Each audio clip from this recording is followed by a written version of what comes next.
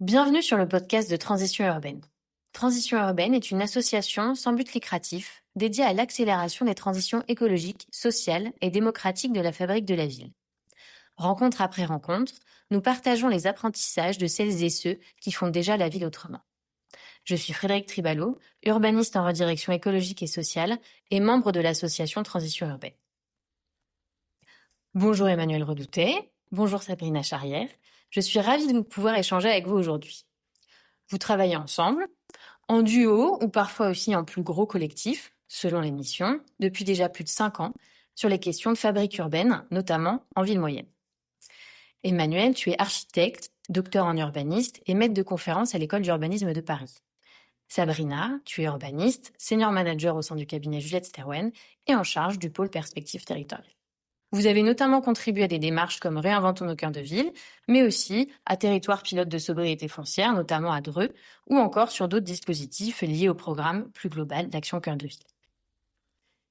Emmanuel, tu as d'ailleurs récemment écrit un ouvrage sur RCV, donc pour Réinventons nos cœurs de ville, on dira sûrement RCV maintenant pour faire plus simple, publié aux éditions du PUCA il y a quelques semaines, qui s'intitule « La fabrique des cœurs de ville, réinventons nos cœurs de ville 2019-2024, un laboratoire du projet en ville moyenne ».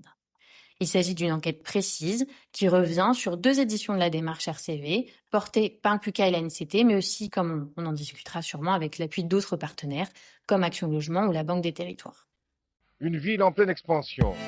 Les transitions à mener s'accumulent, l'énergie, l'agriculture, les mobilités. Monsieur l'administrateur délégué, vous êtes chargé de l'attribution et de la répartition des logements. Comment la situation se présente-t-elle ?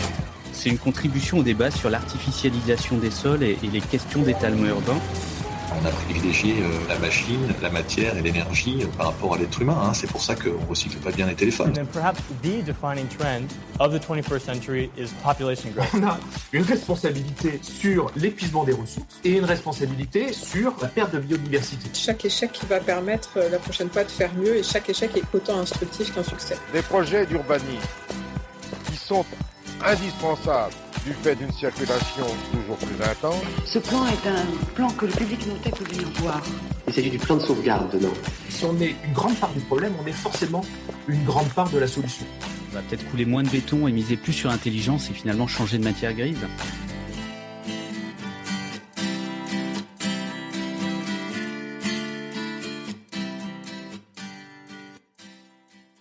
Je vous propose qu'on rentre dans le vif du sujet et notamment sur cette grande question des villes moyennes qu'on entend un peu partout dans nos milieux depuis déjà quelques années, qui paraît à la fois comme un objet un peu insaisissable, mais aussi d'une certaine manière assez fascinant. La notion de ville moyenne, vous allez nous le dire, mais souvent elle reste quand même un peu floue. C'est des tailles très diverses finalement. Quand on regarde le programme ACV, les villes qui sont les plus de 200 villes qui sont dedans sont vraiment très variées. Elles ont des trajectoires de développement qui sont contrastées. Elles ont des enjeux qui n'ont potentiellement rien à voir les uns avec les autres. Et tout ça paraît pas toujours faire sens commun malgré le fait qu'il y ait un programme dédié à ces villes.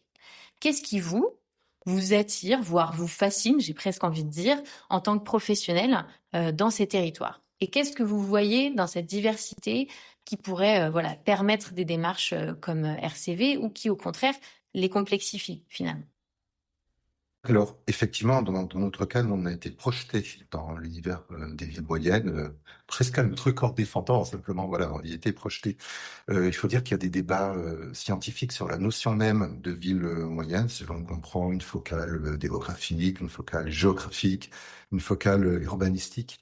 Et je crois que la définition, peut-être la plus fine, la plus précise pour nos métiers, c'est de dire qu'au fond, les villes moyennes, c'est d'abord une catégorie de l'action publique. C'est comme ça que ça se définit essentiellement. Donc c'est presque une catégorie statistique et c'est en tout cas pour l'État un objet suffisamment large pour englober une grande partie de la population française.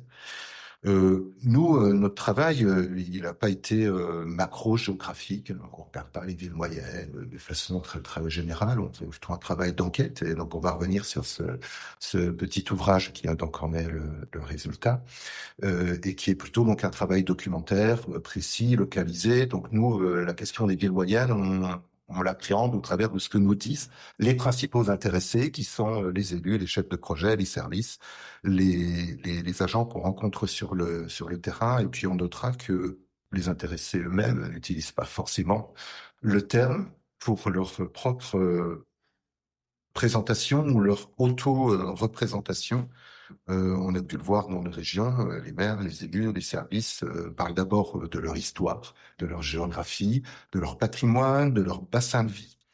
Et effectivement, donc ça révèle une immense diversité de situations, et c'est ce qui fait la richesse de l'inventaire quand on les met bout à bout. Alors, nous, l'ouvrage La Fabrique des cœurs de ville ne porte pas sur les 222 villes, ni même toutes les villes qui ont participé à l'inventaire de cœurs de ville, mais sur une petite dizaine. Et sur cette petite dizaine, déjà, elles sont déjà très très diverses. Donc voilà, il y a pas non plus nécessité de faire comparaison. Ce qui nous intéresse, nous, c'est comment chacune d'elles travaille avec sa matière première, avec sa ville, avec ses différents sujets. Et donc voilà, donc c'est vrai que notre ouvrage La Fabrique des cœurs de ville n'a pas vocation à porter une vision théorique ou globale ou globalisante sur la question des villes moyennes. Je dirais plutôt qu'il a une valeur documentaire pour documenter comment localement, dit au cas par cas, les acteurs présents dans ces villes travaillent avec le sujet de la revitalisation. Et c'est pour ça aussi qu'on défend finalement dans l'ouvrage un effet de laboratoire. Donc c'est la diversité de cas particuliers qui, mis bout à bout, fabriquent un laboratoire assez passionnant pour nous, urbanistes, parce que c'est un vrai terreau de recherche, d'expérimentation. Voilà, on aura l'occasion d'y revenir, j'imagine, plus précisément. Et peut-être pour compléter sur la question de l'attirance ou de la fascination qui était dans la question, ça m'amuse que ce sujet arrive en premier en fait dans la discussion, parce que c'est justement la question que nous avait posée l'équipe de l'agglomération du Pays d'Heureux au moment où on défendait en fait notre proposition d'accompagnement dans territoire pilote de sobriété foncière, avec une question un peu provoque, j'allais dire, en disant en fait pourquoi vous vous intéressez à nous voilà, on n'est pas un territoire très attractif, très voilà, très grand, on n'est pas une métropole, on a un peu d'atouts et en fait, du coup, on avait répondu paradoxalement, c'était plutôt ces territoires-là qui étaient pour nous en fait des sujets d'intérêt, parce que on va y retrouver peut-être davantage de proximité dans les acteurs. Et pour rebondir sur ce que vient de dire Emmanuel, de mon point de vue, ce qui fait aussi la particularité des villes moyennes, c'est peut-être dans l'organisation des services, dans la proximité entre les élus, leurs techniciens, le cercle des partenaires qui peuvent travailler à leur côté. Il y a peut-être davantage de capacité à décider rapidement, de fluidité de décision et finalement une capacité à faire projet en fait de façon un peu plus simple, un peu plus directe. Peut-être que par rapport à des métropoles dans lesquelles finalement on travaille assez peu, mais où j'imagine qu'il y a voilà un poids un peu organisationnel, décisionnel plus complexe, quoi. Donc voilà. Donc, je dirais en fait que c'est aussi ce qui les caractérise, les acteurs qui vivent, qui y travaillent, qui les font.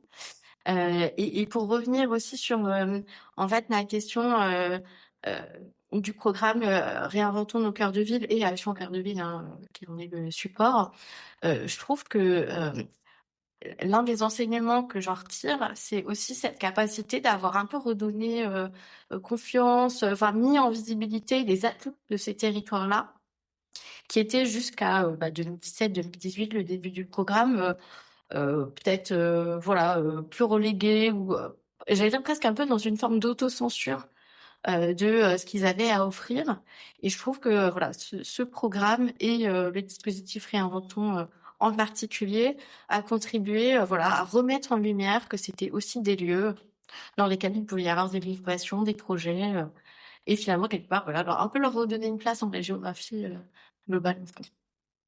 Ouais, complètement. C'est ce que j'entendais de vos deux retours là, qu'il y a quelque chose dans cette ville moyenne qui ne veut plus ou moins rien dire, mais en fait peu importe, c'est pas grave, c'est la manière dont va se définir le territoire, mais qui relève du laboratoire, donc où on peut faire projet. En tout cas, on a les moyens il y a des équipes en face, des élus qui ont potentiellement envie, et aussi en tant que professionnel, du coup, d'avoir une forme de marge de manœuvre et potentiellement de se sentir utile aussi là, dans ces territoires, de se dire, peut-être qu'on est dans des endroits où on ne s'est pas assez intéressé avant. Et donc là, on a la possibilité, avec les équipes en place, les moyens qui sont du coup aussi mis en place par l'État, d'avoir un impact qui va aussi faire du bien, entre guillemets, à ces territoires-là, leur potentiellement redonner une forme de fierté, que sais-je, en tout cas, d'aller aussi un peu plus loin là-dessus.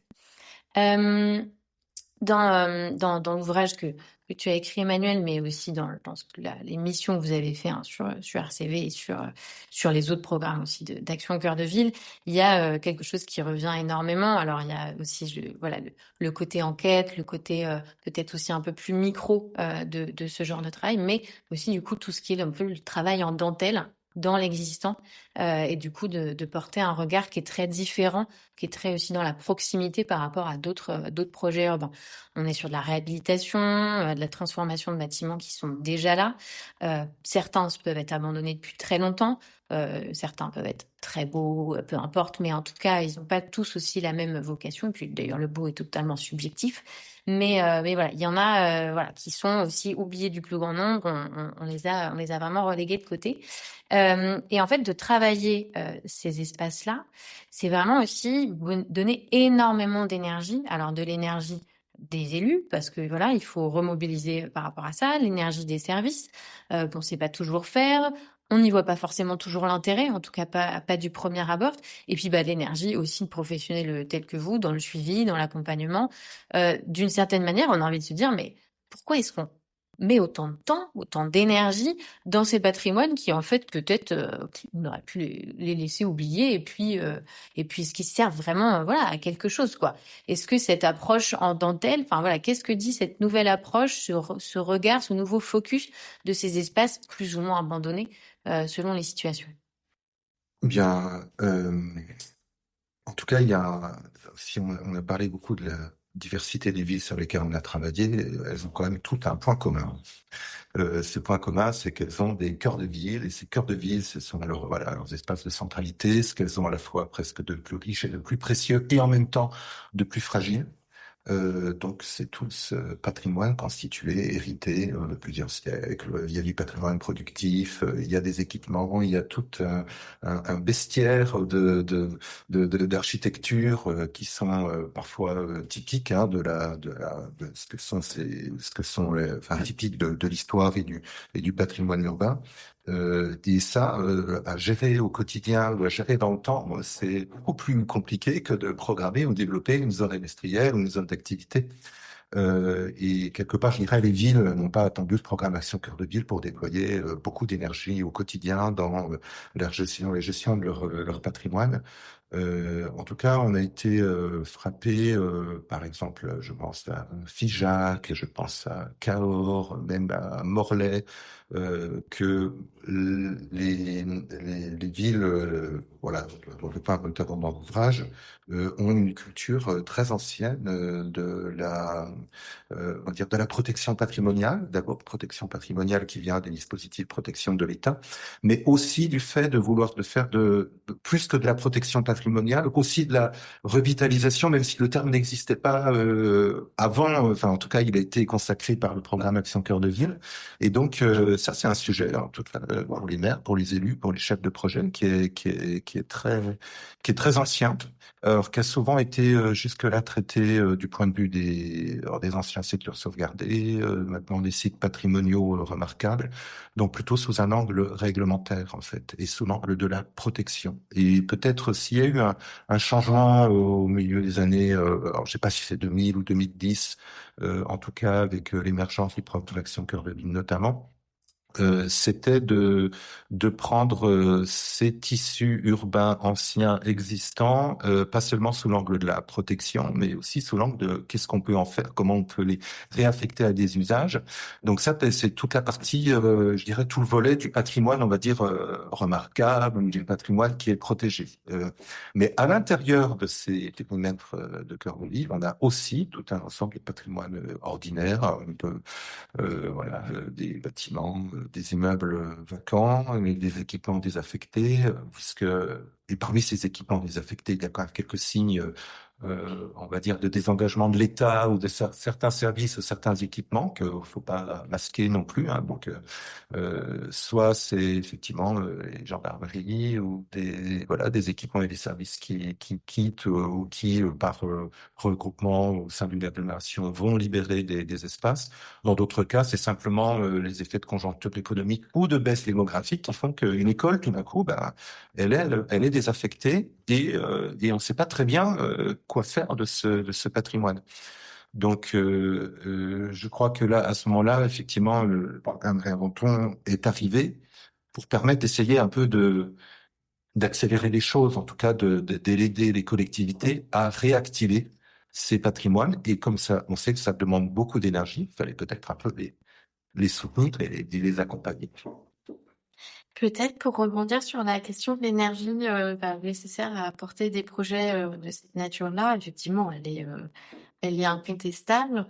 Je pense que elle n'est pas forcément plus, comment dire, plus importante ou plus demandante que de l'énergie aussi pour finalement entretenir et gérer cette forme d'héritage. Je pense par exemple au cas de l'usine GG à Horizon, donc qui est une des belles réussites la première session du programme ACV. C'était une friche depuis près de 40 ans. Ça veut dire que ça faisait 40 ans que la ville avait ce patrimoine sur son territoire, ce qui engendrait potentiellement des coûts de gardiennage, du temps en fait pour réfléchir à monter un projet. Et mon sentiment, et je pense qu'il est partagé par les acteurs qu'on avait pu rencontrer au moment du retour d'expérience sur ce cas précis, c'est que au contraire, en fait, Réinventons nos cœurs de ville a été un moment très court, avec une énergie intense mise dans le projet, mais du coup sur une période très concentrée, qui a permis en fait finalement de sortir d'une forme d'attente et d'énergie un peu diluée, en redonnant vie à un projet, un lieu avec un projet qui a été inauguré récemment. Et au contraire, ça a eu vraiment un effet de concentration de tous les moyens et de toutes les énergies de tous les acteurs pour après derrière sortir quelque chose. Et je pense que c'est une des vraies réussites de Réinventons. Alors, dans certains cas, on pourra y revenir, c'est malheureusement pas le cas partout. Mais voilà, au contraire, rassemblement des efforts et concentration des énergies sur un temps donné pour sortir quelque chose. On va revenir en effet là sur l'énergie que ça peut demander à la fois effectivement au service de la ville et aux partenaires effectivement un moment plus ou moins du coup restreint, ou en tout cas bordé aussi grâce au coup de pouce que peut donner des programmes comme Réinventons nos cœurs de ville. Mais je vais rebondir aussi sur ce que vous disiez, alors à la fois les bâtiments ordinaires et du coup cette révélation, en tout cas cette réappropriation aussi de ça, qui dit des choses de comment on voyait nos villes ou nos territoires à ce moment-là, et cet exemple de l'usine GG qui pourrait être un autre, mais qui marque bien aussi ça, c'est aussi comment on embarque les habitants, les habitantes là-dedans, parce qu'en fait c'est pas aussi simple de faire ressortir, de révéler ces bâtiments-là qui potentiellement eux n'avaient pas forcément perçu, vu, dans le sens où nous, urbanistes, architectes, on les remarque ces bâtiments-là, on a un œil aiguisé entre guillemets par rapport à ça, voire on a des formes d'attachement, aussi esthétiques de cette architecture-là, ou en tout cas de le charme qu'ils peuvent avoir, mais c'est pas forcément le cas des gens qui habitent là, voire ça peut même être vu comme une espèce de verrue dans un paysage ou ce genre de choses. Et du coup, ces lieux qui banals, qui sont invisibles au quotidien, ces lieux ordinaires, comme tu disais Emmanuel, comment on travaille aussi à leur réenchantement? comment est-ce que des programmes comme Réinventons nos cœurs de ville, en mettant cette énergie-là, typiquement comme l'usine GG, focalisée d'un coup, peuvent faire un projet qui devienne un peu, redonner de la désirabilité à ce type de bâtiment. Est-ce que vous avez travaillé aussi un peu plus en profondeur sur la vision habitant-habitante de tout ça? Alors, peut-être pour rebondir sur l'exemple de GG, parce que je pense qu'il est effectivement assez emblématique des sujets que tu viens d'évoquer. Il faut savoir que c'est un bâtiment qui était pas du tout oublié, banalisé ou absent en fait, j'allais dire des esprits des habitants de Montbrison. Au contraire, c'est un patrimoine auquel ils étaient attachés. Ils avaient bien en tête que le lieu était fermé depuis 40 ans, mais à l'échelle d'une famille, 40 ans, ça veut dire qu'on a des parents, des grands-parents qui ont vécu l'usine dans son fonctionnement, quoi. Et donc quelque chose de très présent dans les mémoires. Il se trouve que la ville a aussi choisi en fait de travailler cet axe-là dans le cadre du projet. L'usine avait été ouverte pour plusieurs journées du patrimoine, avec des travaux en fait d'artistes qui sont venus illustrer les murs avec des fresques qui représentent l'usine dans son fonctionnement. Et ça a été vraiment aussi un fil rouge, j'allais dire, dans la gestion de l'attente du projet. Encore une fois, 40 ans, il y a beaucoup d'attentes. Et qui a été aussi après derrière un fil rouge dans la gestion du chantier, des travaux et même de l'inauguration avec, si je dis pas de bêtises, je crois, un appel aux habitants du territoire de venir à l'inauguration avec des poupées qui avaient été, des poupées, des jouets fabriqués dans l'usine. Donc voilà, c'est un vrai bon exemple, je trouve, d'un site emblématique présent dans la mémoire de ses habitants et dont cet aspect-là a été une composante du projet. Après, il y a d'autres exemples qui sont très différents de ce point de vue-là. Je pense qu'il y a aucun site, en tout cas si on passe en revue un peu ceux qui ont fait l'objet de Réinventons nos cœurs de ville, qui étaient complètement absents des esprits. Si on prend le site de Cahors, c'est une ancienne prison qui a fermé finalement une petite dizaine d'années avant Réinventons nos cœurs de ville, qui a aussi été un lieu en fonctionnement, là j'allais dire de manière plus récente par rapport au projet, devant lequel les habitants passent tous les jours, qui reste de manière, j'allais dire, continue, toujours très perceptible. Tu parlais tout à l'heure de verrues, il y en a d'autres, oui, effectivement, qui, entre guillemets, gardent le paysage et en fait, qui peuvent pas être complètement absents. Ce qui est intéressant, je trouve, par rapport à la démarche, c'est vraiment plutôt ce que tu évoquais dans le fait de un peu renverser le regard et considérer en fait que ces lieux qui sont là, qui sont généralement des friches, peuvent retrouver une valeur et un usage. Et effectivement, on a plusieurs démarches. C'était le cas de Cahors, justement, où les riverains ont été associés à la réflexion sur le projet, au jury, au choix des projets proposés par les équipes. Et ça, je trouve, ça induit un changement d'approche par rapport à ces patrimoines qui est intéressant.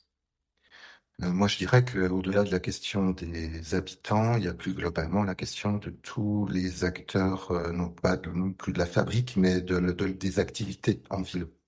Parce que un des grands sujets des collectivités, des villes, dans le programme Action Cœur de Ville, et peut-être plus globalement, il y a un sujet comme sur l'activité, le service, le commerce, le petit artisanat, le fait que les centres-villes puissent être à nouveau perçus comme des lieux de vitalité économique, sociale, urbaine, et pas seulement des lieux d'histoire et de patrimoine un peu figés dans leur voilà. Et donc du coup, au-delà d'intéresser à nouveau des habitants via par exemple le logement, avec des logements désirables et accessibles en cœur de ville, il y a aussi tout cet écosystème local, parfois préexistant, parfois à faire réémerger. De gens qui vont aussi réoccuper les rez-de-chaussée. Alors, il y a commerçants traditionnels, il y a aussi tous les acteurs des ressourceries, de l'économie sociale et solidaire, des milieux associatifs. Et ça, c'est un enjeu quand même majeur quand on parle de reprogrammation, faire revenir des usages dans ces patrimoines-là. Donc, il y a effectivement une partie logement généralement parce que ça permet aussi d'équilibrer les opérations. Je pense que chez les choses, c'est une nécessité, mais aussi et surtout des acteurs qui fabriquent à la vie, enfin qui participent à la fabrique de la vie urbaine et de la vitalité. Donc là, il y a un vrai enjeu pour retrouver. Alors, je sais pas si c'est désirabilité, c'est pas complètement le terme, mais qu'on puisse refaire, enfin en tout cas penser les cœurs de ville comme des lieux de vitalité, et certainement plus sous la forme traditionnelle connue, avec la superposition entre le commerce de proximité et le logement sur les étages, avec des nouvelles configurations qui n'ont certainement pas toutes été encore expérimentées. Et c'est à nouveau cette idée de laboratoire qu'on essaie de mettre en avant dans cet ouvrage. Il y a un exemple qui me vient en t'entendant, où en fait, on va encore plus loin dans la question de la reprogrammation et des usages qui servent à tout le monde. C'est le projet donc de Balzan à Châteauroux. Alors malheureusement, qui n'a pas pu aboutir avec un modèle économique trop compliqué par rapport à un bâtiment immense, extrêmement contraint, notamment avec des contraintes de protection patrimoniale fortes. Mais le projet en fait de la collectivité était particulièrement intéressant. L'idée était d'y installer une clinique qui est déjà présente à Châteauroux, qui devait déménager et dont le maire souhaitait absolument qu'elle reste en centre-ville, avec cette idée de proximité des services de santé d'une population possiblement vieillissante, avec éventuellement des difficultés à se déplacer. Et donc ce vrai enjeu, en fait, de maintenir un équipement de service public crucial pour les besoins de la population, accessible en cœur de ville, à proximité des transports en commun, plutôt qui s'installe au bord d'un point un peu plus loin.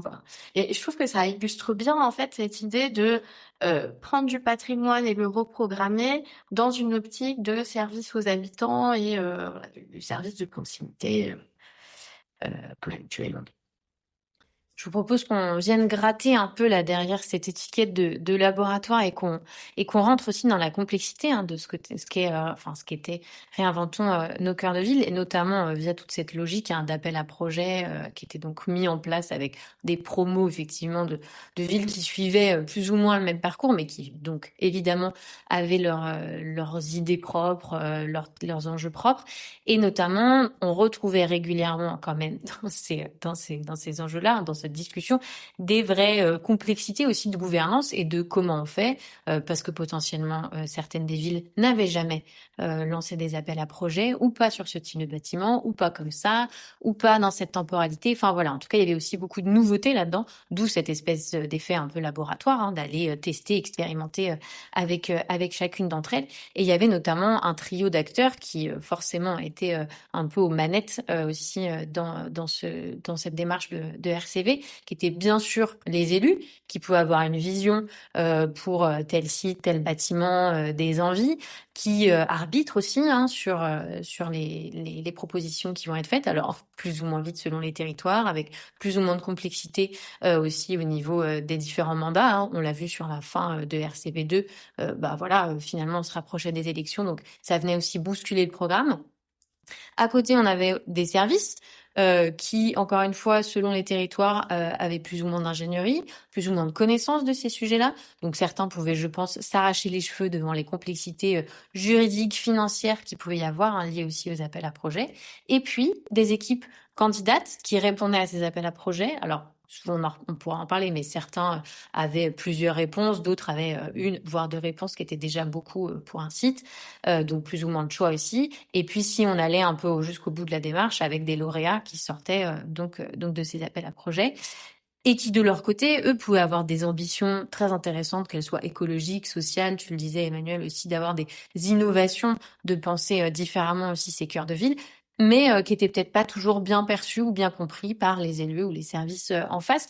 Comment est-ce que finalement, dans l'accompagnement que vous avez eu du programme aussi pendant ces 4-5 années, comment vous avez vu, vous, ce dialogue entre les mondes s'établir? Comment vous l'avez peut-être aidé aussi pour qu'en fait, on ait une culture commune qui se crée autour de ces ambitions de projet?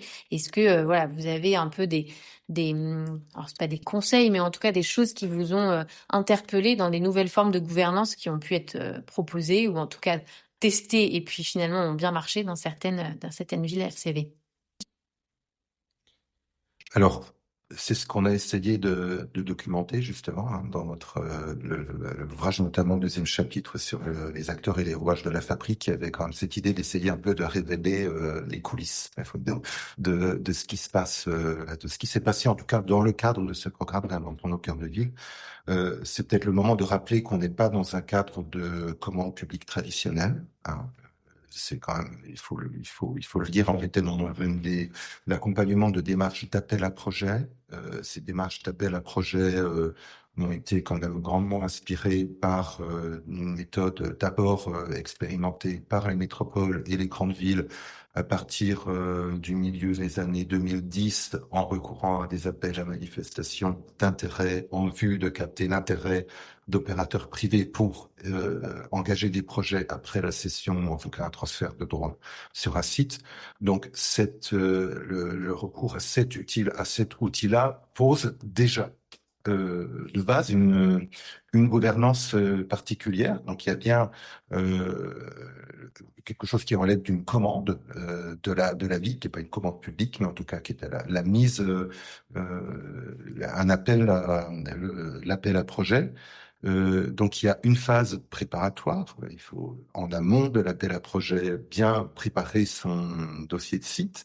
Donc ça, c'est une première activation d'un écosystème d'acteurs et de partenaires autour de: est-ce que c'est le bon site? Est-ce qu'il a la bonne dimension? Est-ce que on en a la maîtrise foncière? Est-ce que on anticipe une évolution bénéfique, ou est-ce qu'on sait déjà que ce sera très très très compliqué? Donc après voilà, comment on s'organise autour de ça. Ensuite, il y a la deuxième étape de l'appel à projet en lui-même, où là se noue véritablement le dialogue entre les acteurs publics et des opérateurs privés qui vont se présenter. Et parmi ces opérateurs privés, il y a à la fois des maîtres d'ouvrage, mais aussi des gestionnaires, des utilisateurs. Et ça, c'est un peu la nouveauté de l'appel à projet, qui, de notre point de vue, correspondait bien finalement à la problématique Action Cœur de Ville, puisque le sujet, c'est pas seulement de faire des projets urbains et paysagers, c'est aussi et surtout de revitaliser, c'est-à-dire de faire venir des services, des activités, etc. Donc de ce point de vue-là, le recours à l'appel à projet se justifiait.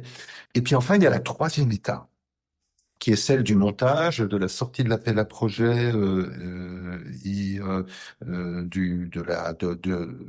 l'étape qui va aller jusqu'à l'engagement opérationnel, et qui est finalement l'étape la plus cruciale, enfin même la plus difficile. Et parfois, d'ailleurs, ça ne débouche pas complètement. Et donc voilà, il y a ces trois niveaux d'interaction. Donc déjà les acteurs publics eux-mêmes, le partenariat public autour de la pertinence du choix du site et du processus global. Puis après, un deuxième niveau d'interaction très très intense aussi là entre la collectivité qui aussi de toute façon défend l'intérêt collectif à l'échelle d'une échelle plus large, et puis les opérateurs qui vont se présenter. C'est tout le jeu, tout le sujet de ces appels à projets. Peut-être pour illustrer et donner un exemple qui me semble particulièrement réussi du point de vue de la gouvernance, c'est celui de Morlaix. Donc pour resituer, en fait, la collectivité avait choisi de lancer un appel à projet de multisite. C'était un peu une particularité par rapport au corpus des sites de la première session, avec un gros travail qui avait été fait en amont, comme Emmanuel le soulignait, dans la préparation en fait du dossier de site, et un binôme entre des élus et une chef de projet particulièrement, j'allais dire, efficace et voilà, qui fonctionnait bien. Donc c'est un appel à projet qui a eu du coup voilà, plusieurs étapes de vie, qui a été perturbé par plusieurs éléments, notamment je pense au changement d'équipe municipale après les élections en 2020. Donc l'appel à projet avait été lancé avant. Il y avait un premier choix en fait d'équipe lauréate qui avait été fait juste avant les élections. Et le projet a survécu à ce changement avec finalement des nouveaux élus qui sont appropriés les enjeux, appropriés les projets proposés par les équipes, qui l'ont un petit peu remanié, réadapté. Je pense notamment en termes de programmation, il y avait l'idée d'avoir un équipement de santé qui était prévu par la nouvelle équipe municipale plutôt ailleurs dans la ville, donc une petite évolution du programme, une grande capacité justement des groupements à faire preuve de souplesse et du coup à adapter leur projet à cette nouvelle donne pour aller jusqu'au bout. Et du coup, la troisième partie évoquée par Emmanuel dans vraiment le ficelage du projet jusqu'au premier coup de pioche. Avec un investisseur qui se désengage finalement du projet et la Banque des Territoires qui arrive en soutien pour réussir à faire sortir l'opération telle qu'elle est prévue. Je trouve que c'est un exemple qui est particulièrement illustrateur, démonstrateur à la fois d'une forme d'adaptation mais aussi de ténacité de l'ensemble des acteurs. Et du coup, je rajouterais dans le triptyque d'acteurs évoqués au début le rôle majeur des partenaires en fait. On a parlé de la Banque des Territoires et effectivement, Morlaix a joué un rôle particulièrement clé, accompagnant la collectivité dans toutes les étapes qu'on vient d'évoquer. Mais je pense qu'il y a aussi d'autres acteurs qui ont eu des rôles très importants, notamment dans la composition des jurys. Je pense par exemple au CAUE, aux EPF, qui ont assuré la maîtrise foncière de sites, qui ont conseillé aussi les villes dans le choix, dans certains arbitrages. Comme ça a été aussi un peu évoqué, entre des projets qui paraissaient plus originaux, plus innovants, mais peut-être aussi plus fragiles, et du coup qui ont eu vraiment un rôle de conseil très important pour essayer de favoriser la réussite des projets. Et du coup peut-être dans les enseignements et dans les pistes, j'allais dire de bonnes pratiques qu'on pourrait retenir, c'est le fait d'avoir comme ça une gouvernance assez multipartite et que les collectivités n'hésitent pas en fait à s'appuyer sur des partenaires qui ont des services compétents de l'ingénierie pour aussi les aider à démêler les problématiques et au final faire le bon choix. Et maintenant que cette méthode de l'AAP, alors qui était spécifique aussi à ce sujet de réinventons nos cœurs de ville, ça s'adaptait bien, enfin c'était bien adapté pour ce sujet-là, donc testé dans un certain nombre de villes. Alors l'idée c'est pas de dire combien réussi, combien abandonné ou combien peu importe, mais est-ce que d'une certaine manière vous trouvez qu'il y a aussi est-ce qu'il y a eu un essaimage de cette méthode-là? Est-ce que les villes se sont appropriées ça? Je mets les pieds dans le plat dans le sens où, ok, il va y avoir un Action Cœur de Ville 3, on ne sait pas de combien, le désengagement de l'État reste fort aussi sur les dernières années et sûrement sur les années à venir, de manière générale sur les politiques publiques. Est-ce qu'on peut attendre que les villes maintenant s'arrivent à se débrouiller toutes seules, ou en fait est-ce qu'il y a encore besoin d'être présent et d'une certaine manière de leur tenir la main pour qu'elles puissent elles-mêmes continuer à mettre en place ce type de projet? Alors, ce qui est sûr, c'est que de mon point de vue, la grande réussite en fait de Réinventons nos cœurs de ville, c'était en fait d'amener une forme d'audace dans les villes moyennes en leur proposant des manières de faire projet pour lesquelles clairement elles étaient pas habituées. Alors, je dis pas qu'il n'y avait pas eu d'appel à projet du tout en Réinventons nos cœurs de ville, mais c'était une manière en fait que l'État a eu de proposer un cadre un peu sécurisé finalement, avec un kit méthodologique, des outils pour guider, et dans ce cadre un peu sécurisé, en fait, une grande liberté d'expérimentation qui a permis, je pense, vraiment à des collectivités d'oser se lancer dans quelque chose qu'elles n'auraient pas forcément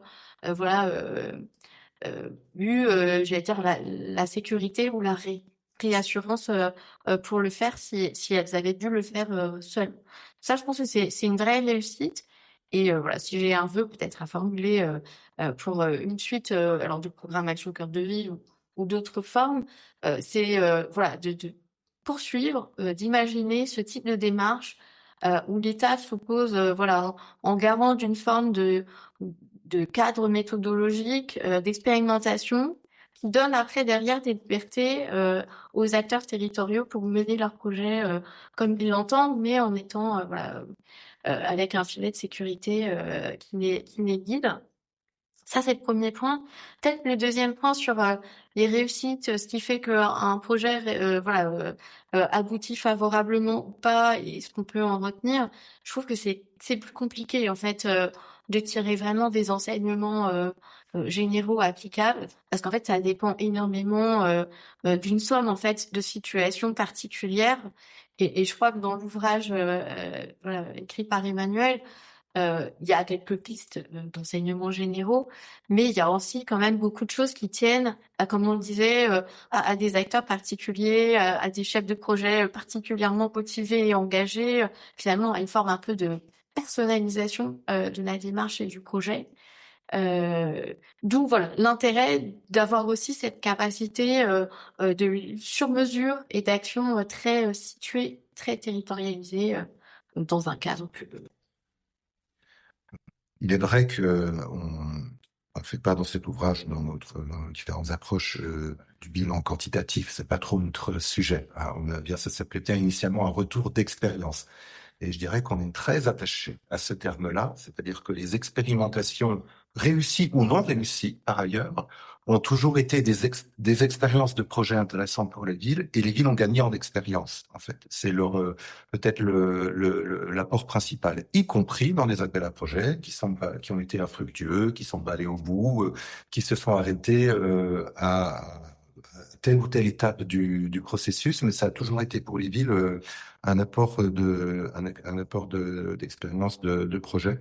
Donc en fait presque un apport humain, parce on revient peut-être un peu à la question des acteurs, mais on a beaucoup souligné l'importance du rôle du binôme entre souvent un élu, un ou une chef de projet ou un élu, enfin voilà, qui travaillent ensemble pour faire sortir, voilà, pour faire aboutir une démarche. Donc ça a certainement été très très bénéfique. Moi, je vois aussi peut-être dans ce qu'on peut retirer peut-être de la démarche. On n'a pas de théorie urbaine globale, on a plutôt donc un rapport de retour d'expérience. Toutefois, il y a peut-être la concordance entre deux approches, une approche stratégique et une approche plutôt tactique. On parle une myriade d'approches tactiques.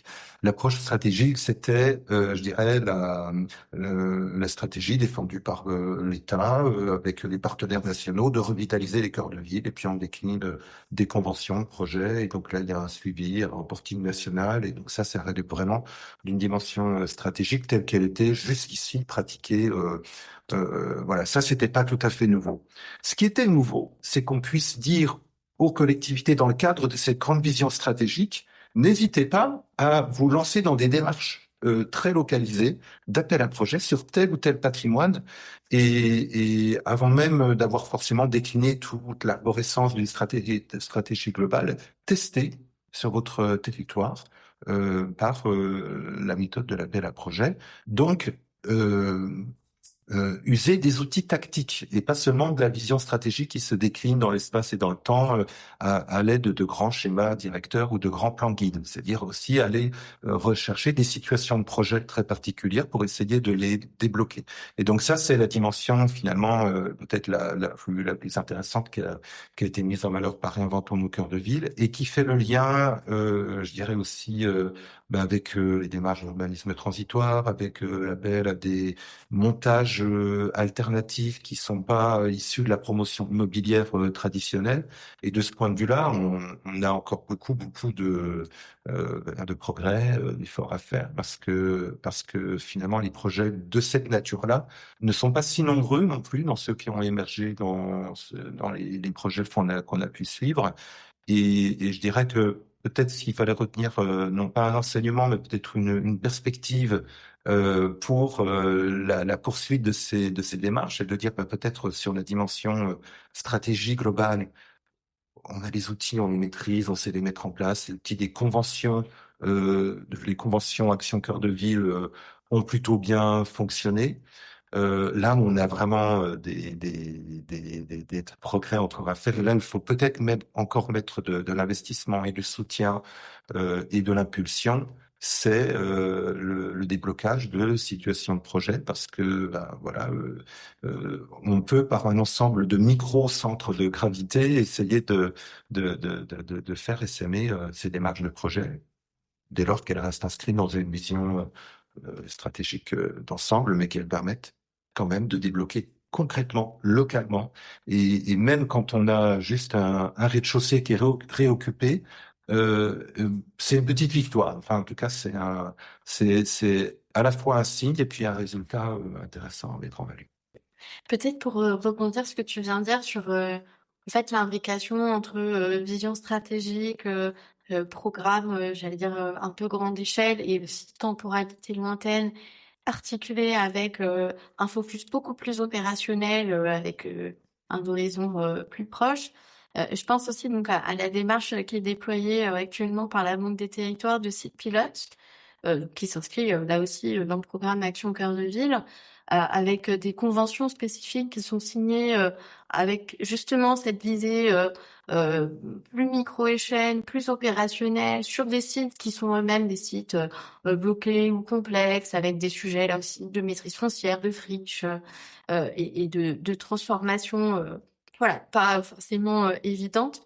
Et je trouve, alors, il y a pas forcément de lien absolument direct entre les deux démarches, si ce n'est un peu cette philosophie, en fait, d'articuler le volet stratégique et le volet tactique, et effectivement le soutien de la Banque des Territoires dans les deux cas. Et je pense que, enfin voilà, on risque de voir des appels à projets sortir aussi dans le cadre de sites pilotes, avec voilà, des projets de lieux à réoccuper et d'innovation aussi à trouver dans les programmations, dans les montages, sur des sites.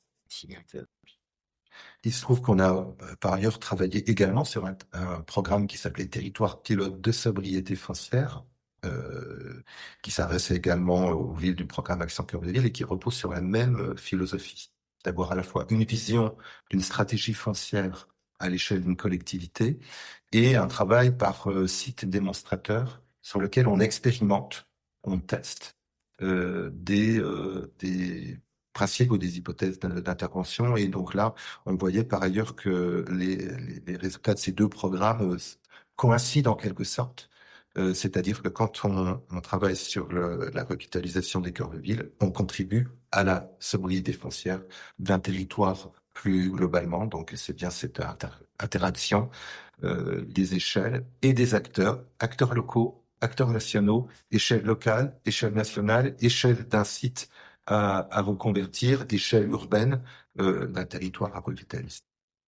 Ouais, ce que j'entends, c'est qu'il y a une forme d'audace de l'État, d'audace stratégique, en tout cas qui a été portée par l'État sur les dernières années et qui a permis de créer des outils, des méthodes, d'avoir ces retours d'expérience-là qui permettent aux autres aussi potentiellement de se lancer, en tout cas de donner envie et puis par là d'aller chercher les bonnes manières de faire, encore une fois adaptées à chaque territoire, et que maintenant il y a peut-être des appuis très précis à certains endroits, très localisés, pour venir vraiment à retourner le mécanisme et faire en sorte qu'en effet le rez-de-chaussée puisse ouvrir, que tel patrimoine en effet réussit à être porté malgré l'équilibre pas toujours simple financièrement à trouver, et qu'on est presque encore une fois là on repart sur de la dentelle méthodologique plus que de la dentelle urbaine, mais aussi de la dentelle méthodo. Pour finir sur notre échange, il me reste une dernière question à vous deux, bien sûr, qui est là, on a fait un peu le bilan, effectivement, de Réinventons nos cœurs de ville dans ton ouvrage, que vous avez posé aussi parce que vous avez travaillé dessus pendant plusieurs années, mais votre bilan personnel, j'ai envie de dire aussi, pas que avec avec vos lunettes de professionnel, qui analysent, comment les territoires ont fonctionné, mais vous, là-dedans, qu'est-ce que vous tirez aussi de ces missions que vous avez réalisées dans le cadre de Réinventons nos cœurs de ville, vos satisfactions, j'ai envie de dire, professionnelles, d'avoir travaillé sur ces sujets, et peut-être aussi votre frustration, ou non d'ailleurs, d'avoir accompagné ces territoires.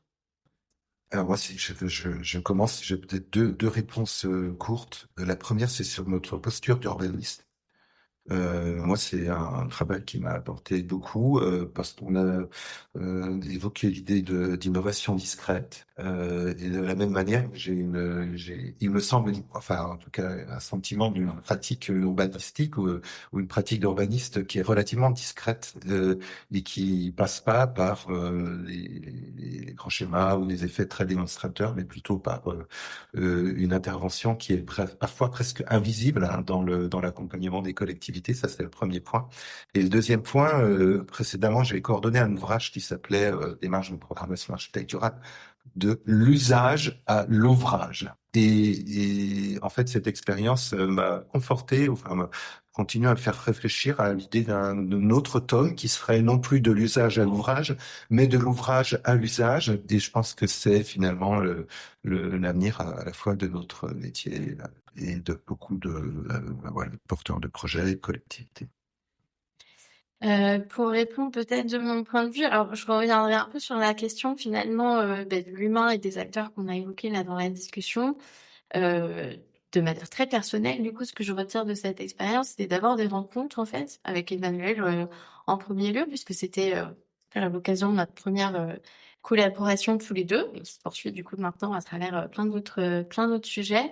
Mais je pense aussi, voilà, avec finalement des rencontres avec tous les acteurs qui ont croisé le chemin de Réinventons toutes ces années. Je pense évidemment à l'équipe du PUCA et de l'ANCT qui en était à l'origine, et avec d'ailleurs au sein de la NCT des chargés de mission successives qui ont porté le dispositif vraiment, je vais dire, à bras le corps et de façon très volontariste. Et aussi, du coup, avec toutes les collectivités qu'on a eu l'occasion en fait de rencontrer et d'accompagner dans le retour d'expérience, dans l'animation après derrière du réseau des villes RCV, avec leurs problématiques, leurs coups de fil impromptus sur une question particulière et je dirais le fil commun de cette envie de bien faire, de cette implication dans le projet. Que j'ai trouvé particulièrement vivante et prenante. Merci beaucoup à vous deux pour cet échange. Si ça vous intéresse d'en savoir davantage, je vous invite à aller retrouver l'ouvrage qu'Emmanuel a publié aux éditions du PUCA. On vous mettra le lien direct pour y accéder dans les notes en dessous du podcast. Merci à toutes et à tous pour votre écoute et très bonne journée.